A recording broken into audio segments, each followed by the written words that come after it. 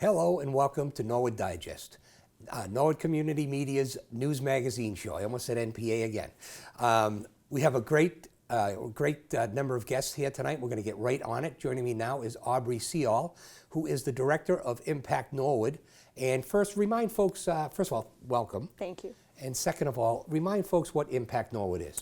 So Impact Norwood is the town's substance use prevention coalition. So we work to prevent and reduce youth substance use. Okay. And just briefly, some of the things that you've done in the past that people might have recognized. So one of our biggest highlights was back in March, we had a dodgeball tournament, and the point of that was to promote youth and adult relationships and a positive Saturday night activity for youth in the community. We had about 150 people come, and the youth and adults had a really great time, and our animal control officer was on the winning team, so that was really exciting. Were they called the Dogs? I don't think they had a team name, or if they did, I don't remember what it was. But anyway, but now we have an event coming up in September. Yes. And it's sort of built around World Cup soccer. Yes. So tell us a little bit about that. So the idea came because myself and a few of my colleagues, we had been hearing that people in the community wanted to see more cultural celebration. And I'm all about promoting positive weekend activities for people in our community, so I thought, why not have a soccer tournament, but style it as a World Cup tournament so we can celebrate all of our neighbors and all the different cultures that make up Norwood, because I think it really is a melting pot. And so when's that going to occur? That will be on September 21st from 3 p.m. to 7 p.m. at Coakley Middle School. Okay, and so what's going to happen that day? Oh boy, what's not going to happen that day? So in the morning, or excuse me, not the morning, the early afternoon session, it will be high school games. So anybody in grade 9 through 12 who want to participate, they will have their 2 hours of soccer tournament. And then in the later afternoon, grades 5 through 8 will have an opportunity to play. And while the tournament is going on, there's also going to be a separate area with lawn games, family-friendly activities. We're trying to put together a musical instrument petting zoo, so we'll have different musical instruments from around the world, and Progress Norwood has been instrumental, no pun intended, helping to get that put together. So let me see if I got that straight. So based on what you said, rather than petting animals, am I going to go play instruments? Yeah. That's pretty wild. Not like woodwind or anything that you would put your mouth on, but drums, tambourines, that sort of thing. Strings, some strings? Mm-hmm. That's pretty cool. Yeah. I've never heard of a musical, how did you describe it? Musical petting zoo, and I can't take claim for that. One of our Progress Norwood partners did. So. Okay. Yeah. And so the multicultural, where's that come in besides the music? So each team is going to be randomly assigned a country to represent, and the countries that will be represented in the World Cup make up Norwood. So we looked at some online demographics from the most recent census and looked to see where the most foreign-born residents were from, and we took the top 16 because we're going to have 16 teams. And students who are participating can earn points without even playing soccer just by showing up, having done a few things like learning like a soccer chant from their country or wearing their country's colors. Okay, so that's cool. Yeah. So how do you have the teams are not made up yet, right? They're not made up yet. So how do I participate? So you can go to our website, impactnorwood.org, and then under the events section, there's all of the information that you need to know, and there's also a link to register. Okay, so what didn't I ask you that you want to make sure people know? You should just come. But did we cover everything You you needed did, to cover yes. for that tournament? Yeah. So I know that I want to talk about something else. That's the youth ambassador programs that you guys are running. So tell us about that. So this past year, my program coordinator, Daryl Sweeper, worked really hard to get into the high school and just become a face, let youth know who Impact Norwood is, and we've gained some good momentum. So this year we're officially launching the Youth Ambassador Program. We're going to be meeting weekly here in the high school from 2:30 to 3:30, and it's available for students in grades 6 through 12.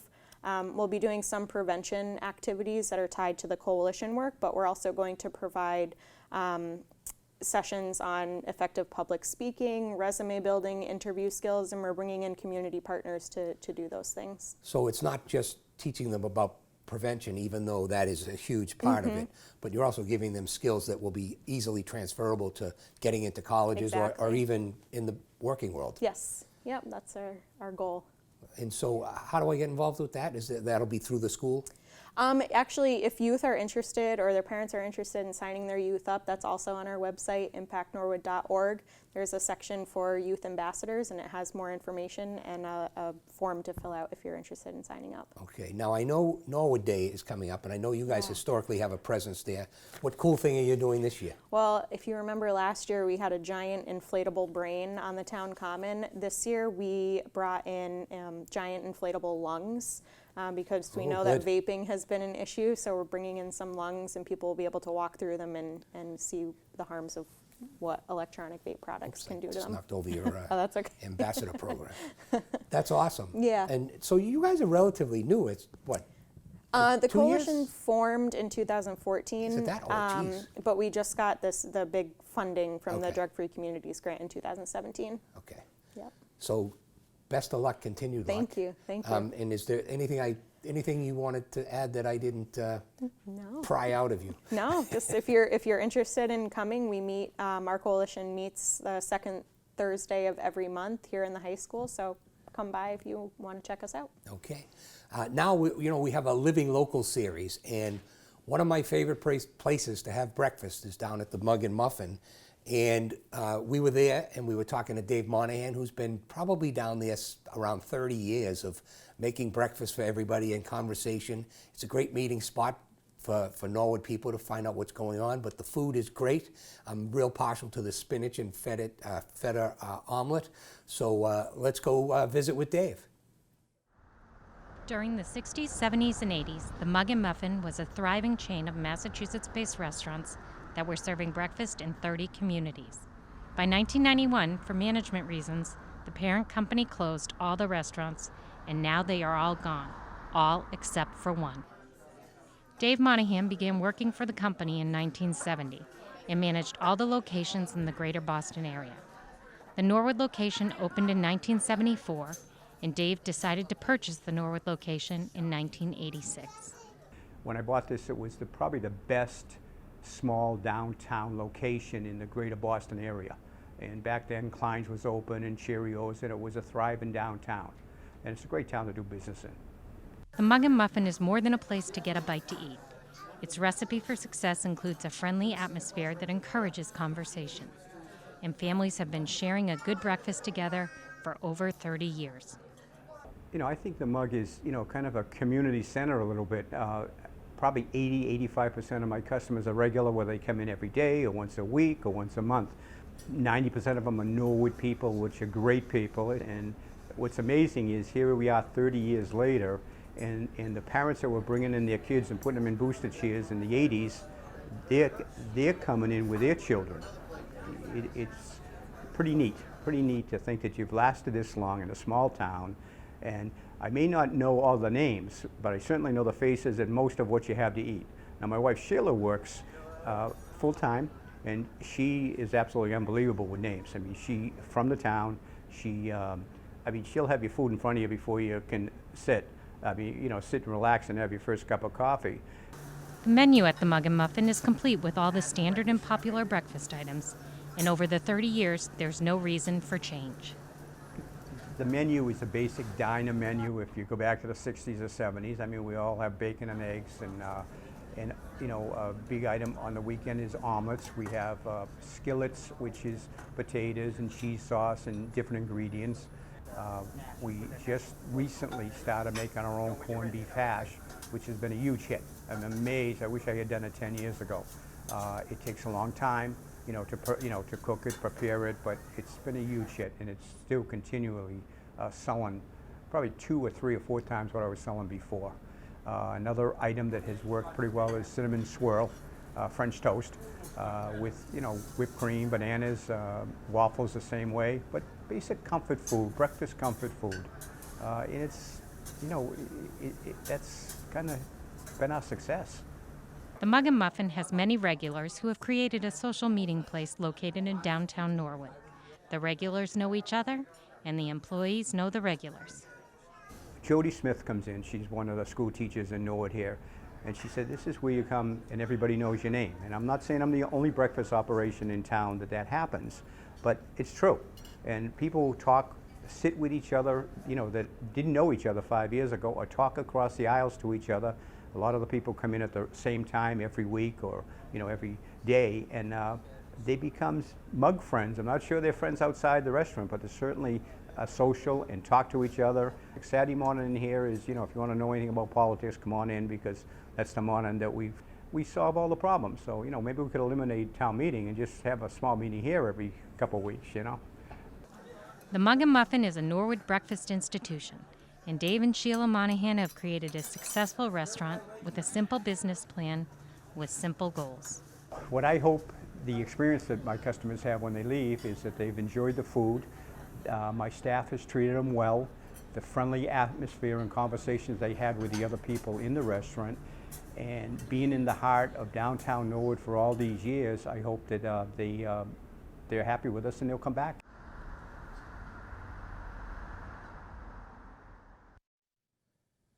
The Mug and Muffin is truly a place that you really feel at home as soon as you walk in the door, because, if you've been around town at all, you're going to know half the people in there. And Dave and Sheila are a great host, and they always have been. And, to see more living local, just tune into Norwood News. They always have things on it, and they're actually putting together a living local compilation show, so look forward to that. Now I'm joined by Dan Stroll from In Control Family Foundation. Correct. And I knew it as In Control Crash Prevention, but that's one of the programs they run. Welcome, first of all, welcome. Thank you very much for having me. And tell us a little bit about what In Control Family Foundation is. Sure. We are a nonprofit, and we're focused on reducing crashes for New England, but our passion is kind of work with teenagers because they crash at the highest rates, but we work with drivers of all ages and in all types of vehicles for that matter. So you gave me a statistic earlier. I just want you to repeat it. Absolutely. Tell me about the frequency of crashes for young drivers. For young drivers, and what's interesting is the number one cause of death for ages 15 to 18 has always been, or not always, but for the last 50 some odd years has been car crashes. When you look today, it's actually 19 to 25 is worse than 15 to 18. But the thing that scares me when you kind of dissect all of this is somewhere between 60 and 75% of these kids crash in their first 2 years after getting their license. Yeah, some are minor, but yeah, and exactly. But at the end of the day, it's just a failure of the system, and we want to see people not crash. It's completely avoidable. And in countries where, if you look at the way things were back in the 70s, the United States was actually the safest place in the world to drive. Today, we're generally around 40th place. And those countries that enjoy far lower crash rates, they don't have these same losses of life. They don't have the same number of crashes, period. And ultimately, they're safer on their roads. And do these other countries do programs like yours? It's mandatory in a lot of these. So basically, we look at this as a couple different things we do. We've got this hands-on driving program, which we'll talk a little bit about. We go out to communities and try to educate them. We really want to educate parents more than anything else and try to get their teens in to do the driving and the parents as well, because driving here, I noticed they're not all as great as we'd like them to be. But ultimately, we're trying to educate people that driving is more dangerous than they necessarily realize, and then ultimately see as many drivers as we can. Sure. So tell us specifically about the crash prevention program. So we have a 4.5-hour course that we offer nearby here, the South Weymouth Naval Air Station. We have a site up on the North Shore. We go out to Western Mass occasionally.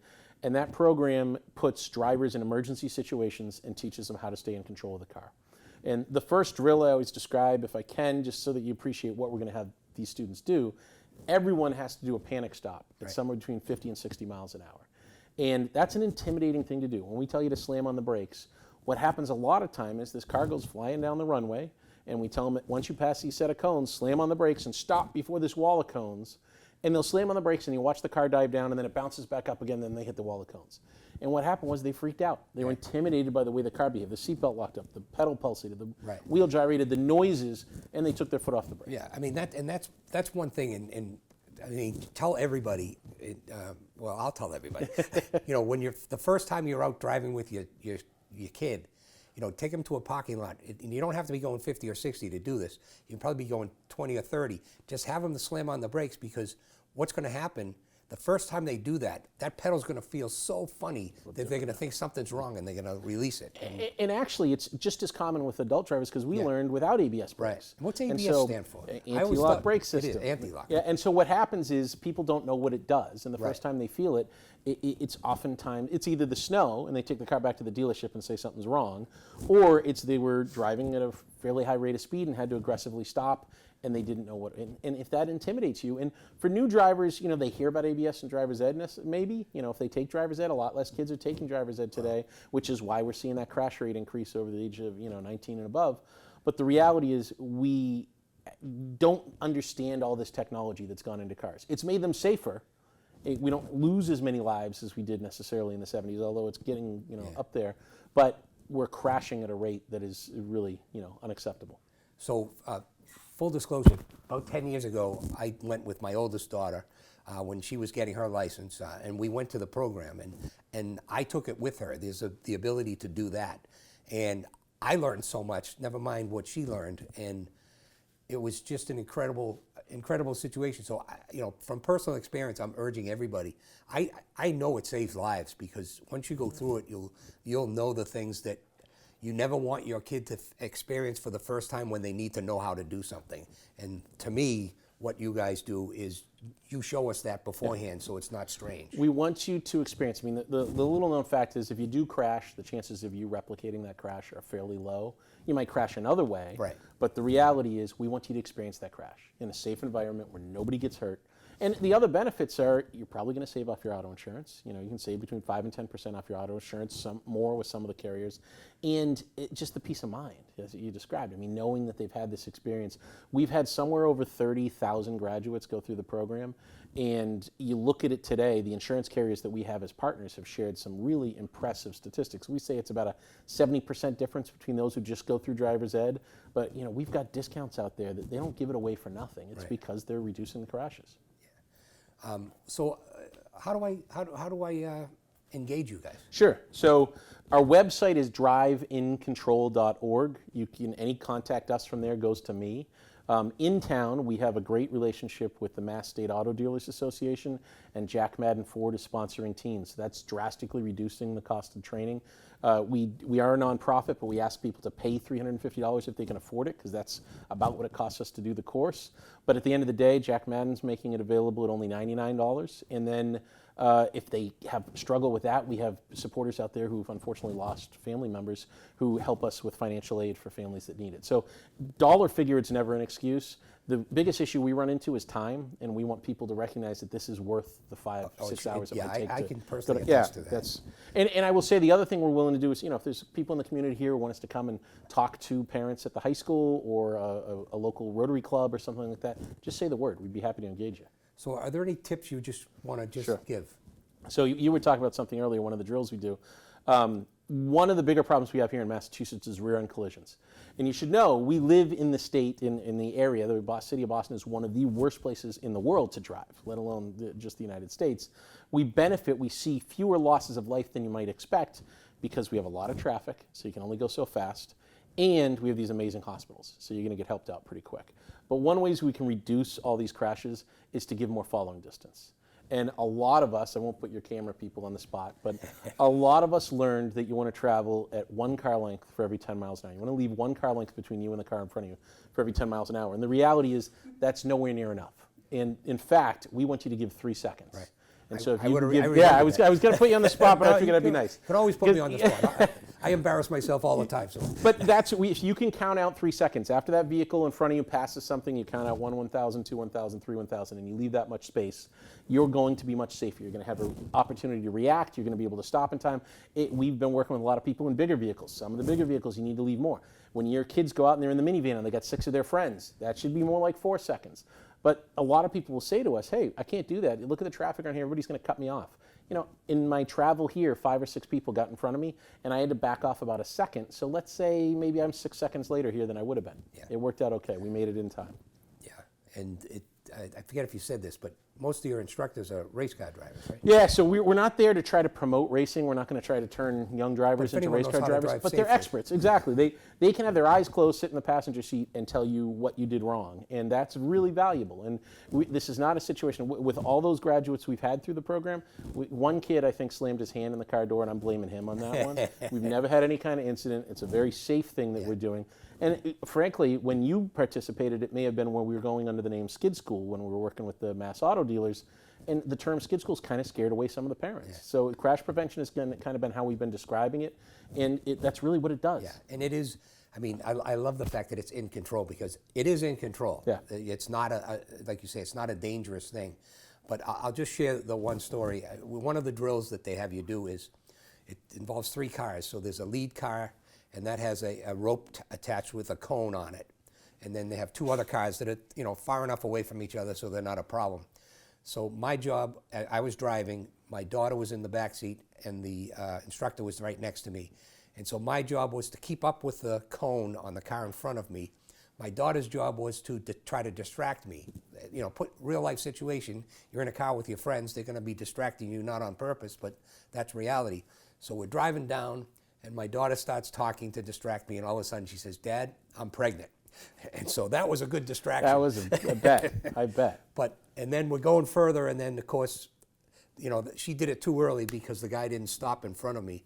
And so, but the instructor, right, because he knows when they're gonna stop, he says, "You know how fast you're going?" So I look down, and when I looked down to look at my speedometer, that's when the other guy stopped. And then, so I missed it by probably a second, slammed on my brakes, and if that had been a real situation, I would have been halfway through that car if it was right behind. And the point behind that exactly is we want you to know is how important it is to be paying attention, that following distance thing again, and ultimately we're using as much drama as we can. Slamming on the brakes at 60 miles per hour wakes you up. Yeah. There are a few kids who want to be there at 8 o'clock in the morning on a Saturday, a Sunday, maybe a school vacation day, but by 8:15, 8:30, they're bright-eyed and bushy-tailed, and they're enjoying it, and that's really part of what the experience is. Yeah, it was way more, and you shouldn't do this because it's fun, but I'm telling you, it was a lot of fun doing it, and as an adult, I learned a lot, as I said earlier, and I totally recommend it, enthusiastically, without reservation, and they're a 501c3 now, so they can take donations. They work with Jack Madden. They're trying to make it affordable for every person to be able to do it. And is there anything else that we want to share? I would tell your audience, whether it's for your teen, your parent, your employees, any drivers that are out there today, we can help them, and we love to do it. So just contact us. We'd be happy to help. And I'll leave you one other tip.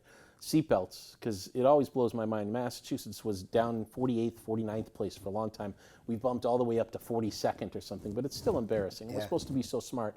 And one of the things when we talk to young drivers, we ask them why they're not wearing seatbelts. And percentage-wise, they tend to be one of the larger numbers. Do you have any idea why they don't? Yeah, messes up their clothes? You would think maybe, but consistently the answer we get is they don't plan to crash.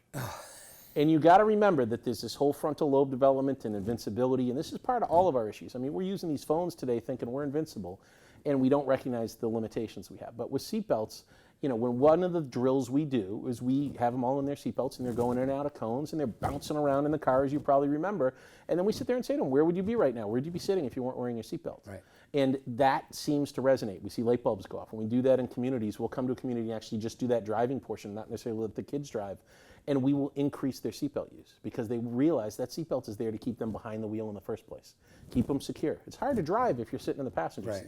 So wear your seatbelt. Yeah, very good. Well, thanks for being with us. Oh, thank you again. And I can't recommend it enough. I really mean that. And it saves lives. So right then, it's worth it. Right now, we're going to send you to Jerry Slater with a little clip on your town at work, and I believe she's with Town Clerk Mary Lou Folan. Hello again, everybody. I'm Jerry Slater here at my favorite place, Town Hall, and with one of our leaders extraordinaire here at Town Hall, Mary Lou Folan, who is our town clerk. How are things changed now that you are the town clerk? It's changed. Well, now I'm in charge. And I don't, I mean, I've been doing the job for quite a while and stuff, and I'm pretty comfortable with it. I mean, the laws are changing all the time, especially election laws. They're changing all the time. So I have to keep up with those all the time. We're now on a births and deaths on a VIP system from the state, so that's changed quite a bit. We get all our records from the state, and they go directly into the state when we process them and stuff. So that's changed quite a bit as opposed to when they were handwritten by the funeral director or the hospital or, whatever. So that's changed quite a bit, and that's coming up into the new century. And, you're just keeping up with the daily stuff, and now I'm getting into budgets every day and, you know, keeping track of my budget. And Right. Yeah, you got to watch out for the FinCom, yeah, right? Yeah, exactly. and the town accountant. Yeah, Yeah. yeah. You learn something different every day. But I'll tell you, once you deal with something, you never forget it. Because it might come up 10 or 12 years later, and you'll say, oh, yeah, remember that when that happened? So, You know. another thing, and I love the fact that you said, now I'm in charge. And anyone who knows Mary Lou Well, knows that's such an un-Mary Lou thing to say. Well, the thing was before, like if something went wrong, I always had either Tom to back up to or Bob to back up to. Right. So they were at my back. Yeah, But now now you- it's like, I don't have that anymore. So Yeah. you're sitting on stage now for town meeting. Correct. What's that Yeah. like? It was fine. You know, it was fine. It's, you know, just taking the meetings. It's, you know, it's interesting to listen to everybody back and forth and stuff. You know, that's interesting and stuff. So yeah, I like it so far. Luckily, it was only a one-night meeting. I don't know what May is going to be like. Yeah, you won't know April and anything. May, but Exactly. it was yeah, it's fine. I think I'll do fine up there. I hope, anyways. No, I As think long as and- nobody and- asks me any questions. Well, and the other thing is, I think if it's just like the special or something and there's no money involved, I think Right. they should let you sit by yourself. Yeah. You don't need to have Yeah. Tom with Yeah, you. And exactly. hopefully Tom will watch this and see that. Yeah. Now, you're also participating in the town manager has a leadership meeting.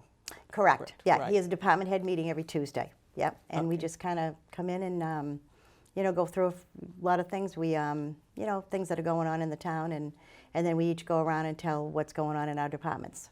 And it's pretty, you know, it's interesting.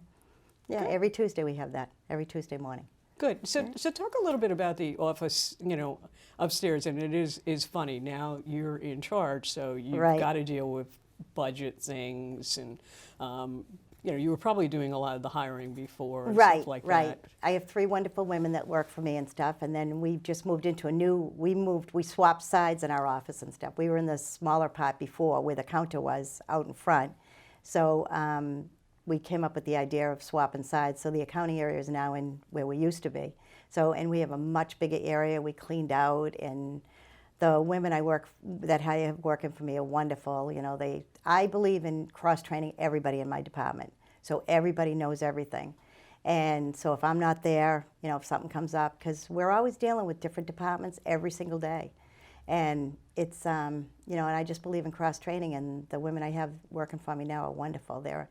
You know, they know how to do just about everything. So if I'm not there, I feel comfortable that if something went wrong, I would be fine. Right. You know, our department would be fine. That's important. And it's just, you know, and like I said, I'm learning about the budgets more and more and stuff, and that was kind of new for me, you know, and stuff. I didn't really have a lot of hands-on on that stuff, and that's interesting.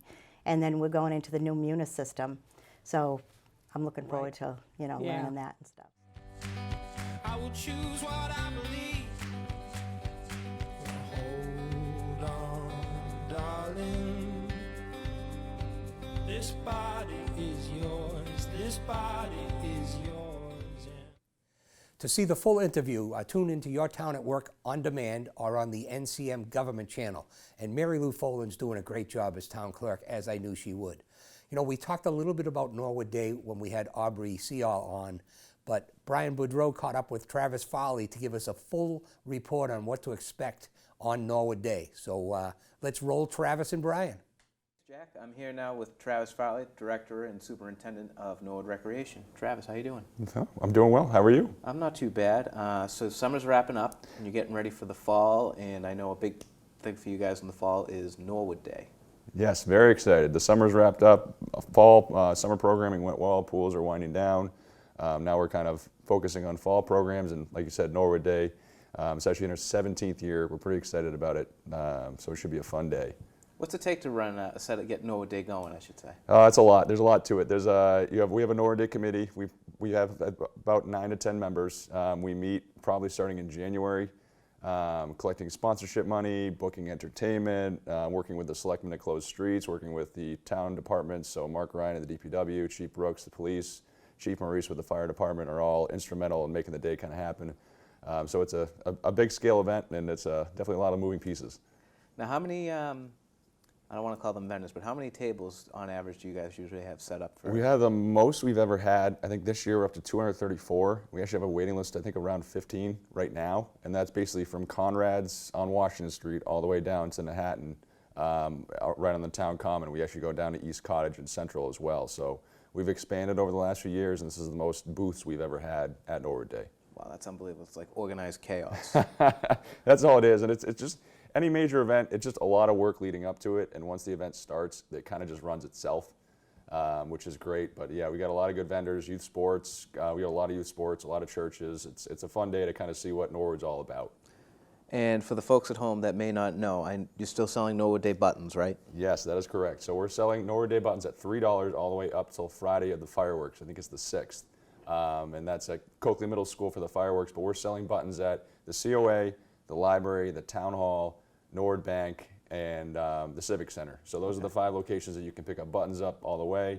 And then obviously on the day of Norwood Day, that Saturday, they go to $5. So I would highly encourage everyone, if you are going to come, try to get those buttons early. Okay.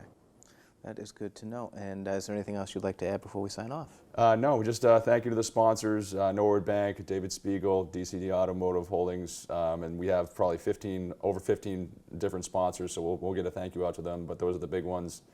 We couldn't have done it without them, and it should be a fun-filled day, and looking forward to seeing everybody on Norwood Day this year, September 7th. Well, thank you very much, Travis, for coming in and sitting down with me. And Jack, back to you. Thank you, guys. I love doing stuff live. You know, we often hear stories in the news of people giving back to organizations that have saved their lives or the lives of someone close to them. Most of the time, those who give back are adults who have dealt with a serious illness or something worse. It's not common to hear a story like this from a teenager. And I'm going to leave it there and just have you listen. Life can change in an instant. For parents Jim and Tracy Brown, theirs changed in January of 2017. That is when they found out their then 6th grade daughter, Kaylee, was diagnosed with leukemia. Throughout 2017, Kaylee received a number of treatments, and in October of that year, the Brown family was given the great news that her cancer was in remission. Most children her age would then go back to living their lives and leave the thought of cancer in the rear view, but not Kaylee. With help from her friend Olivia, they decided to raise money to donate to the Jimmy Fund. They gave me their love and support, and they helped me through my time there, and I just wanted to give back to them because they really helped me. In July of 2018, the girls put together a team to compete in New England Kids Triathlon.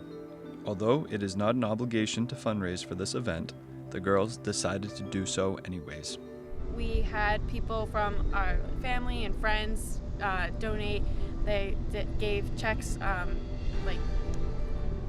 dressed to the Jimmy Fund, and we also had lemonade stands. We would just for people to know that we were doing it. We would post things about it, and they would donate and reply, and they would send us checks and money and all that.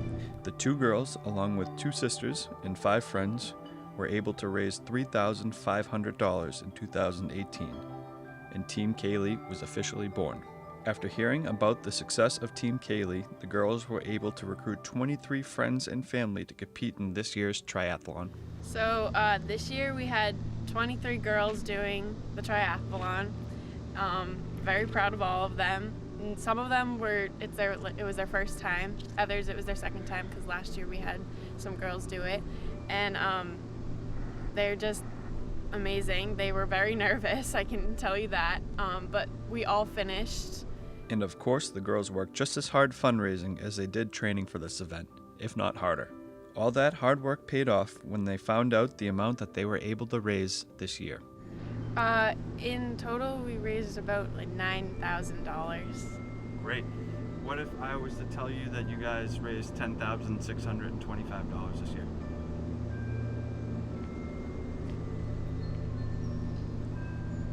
Actually, that's insane.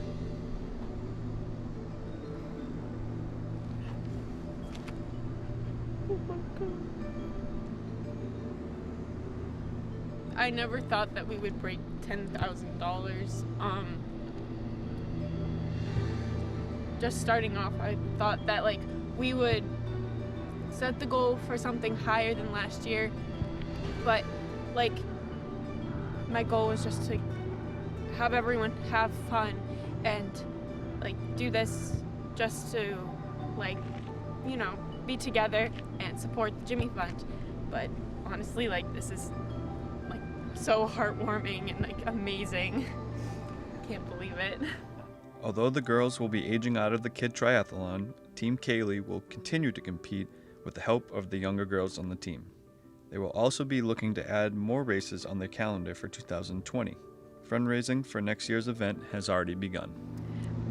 So the easiest way is to send a check payable to the Jimmy Fund to me, Kaylee, at 49 Kathleen Lane. Or you can send it to my address at 92 Rosemary Street. The girls want to thank everyone that has supported and continues to support Team Kaylee. For Norwood News, I'm Mike Maloof.